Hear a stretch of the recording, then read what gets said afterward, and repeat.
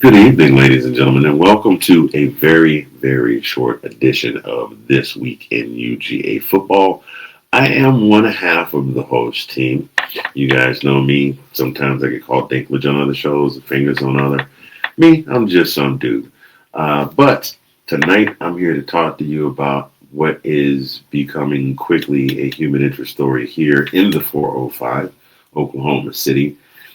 If you are familiar with SEC football at all, then you know who John Mateer is, the superstar transfer quarterback from Washington State who come in and has thrown for 1,200 yards over the course of the season so far and engineer of that incredible win over the Auburn Tigers this past weekend. OU celebrating fans are celebrating. They are celebrating in a manner that they have not done in quite some time after what was a disappointing end to Lincoln Riley's time here in Norman and less than what they expected when Britton Venables came in and took over as head coach. Seeing John Mateer out there is now giving the fans hope. He's also very quickly become a Heisman contender. Something else that he quickly became during the game is a college football player with a broken hand, which we didn't know until the game was over. He was going to need surgery, and with a kid with an NFL valuation of somewhere between $2 and $3 million, let's find a specialist and go to him. That specialist they found. He was at Cedars-Sinai Hospital out in California and goes by the name of one Dr. Stephen Shin. Now, generally speaking, this is the kind of surgery that could be season changing, if not season ending. And as things go, this one turned out to be a success. So much of a success that Dr. Shin is now a celebrity quickly becoming a meme celebrity amongst the Oklahoma fans. It is the stuff of legend. You can see some of the memes popping up here, courtesies to the sources from which they came. You should see them posted here as they're scrolling through. There is one that I would definitely like to point out. They mentioned renaming. There's a tower here in Oklahoma City. It is very easily the most recognizable landmark in the city. It's called the Devon Tower. It's beautifully put together piece of architecture here in the city. Anytime you see a picture of Oklahoma City with a collage of recognizable structures, the Devon Tower is always there. There was a couple of years ago where somebody actually climbed the side of the tower. It's really big. I don't have the statistics here to show you how big it is, but just suffice to say that you can see the Devon Tower from just about any point in the city, pretty much. So it's a very tall glass building. They are considering renaming it the Shin Tower. I know they say that jokingly, but when you think about how much this doctor would mean to most of the people of Oklahoma City, there are two teams here that people love. Number one, and yes, I know there is another large university here. Well, not here, but up the road in Stillwater. The majority of the folks here are Sooner fans. You're going to get, you go anywhere in Oklahoma City and yell Boomer, somebody's going to yell back Sooner. So the fact that they're considering renaming the Devon Tower says a lot.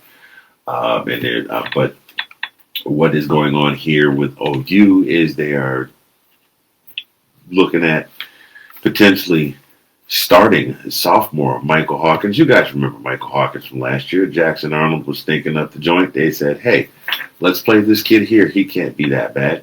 Well, he wasn't horrible, but he was a freshman with not a lot of experience. His starting record during the regular season was 1-2. He wound up winning against Auburn and then losing to Texas the following week and losing at the South Carolina the week after. He was then benched to restart Jackson Arnold. And then when Jackson Arnold announced he was leaving in the portal, he got an opportunity, Mr. Hawkins did, to start in the Armed Forces Bowl, where he just barely got him over the hump. They lost 20-21 to Navy in the Armed Forces Bowl. So the philosophy is, since there's a bye week next week, and God knows if your quarterback is going to have an injury of this nature, there's never an opportune time for him to have it. But if he's going to have it, it's a good time for him to have it the week before a bye week. And then the next week, let's check the schedule. Oh, they're playing Kent State. So essentially, Oklahoma has 2 bye weeks. And Mr. Hawkins, by all accounts, has definitely improved in camp and in practice. So I think he can handle that for a week. Now, the drawback to that is if he starts and he loses, but you don't want to rush your quarterback back into play before he's physically ready. I mean, he's going to, it's almost the surgery that was performed. They're kind of, the comparison that's being made is it's somewhat like the tightrope surgery that you get on your ankle, that you come back faster, stronger, et cetera, like Tommy John's for your elbow as a pitcher. However, he's going to need a period of adjustment. They're saying that he could potentially be ready to be back by the time that the Sooners take on Texas in the Red River Shootout. Anyhow, not going to keep you long. I just thought that was absolutely hilarious. Honestly, if John Mateer comes back and he's better than he was before and does all the things and wins all the awards and gets them to the college football playoff, I don't think that Dr. Shin will ever pay. And trust me, if he's a surgeon of that nature, he's got the money to pay for it. He'll never pay for a steak or a beer or a cocktail anytime he comes to Oklahoma City. So to Dr. Stephen Shin, salute. To those of you that are watching, thank you for tuning in. Don't forget, Colin and I will be live this coming Monday to speak on the aftermath that will be Georgia versus Alabama this coming Saturday. We may even go live on Saturday. We'll keep you posted on that.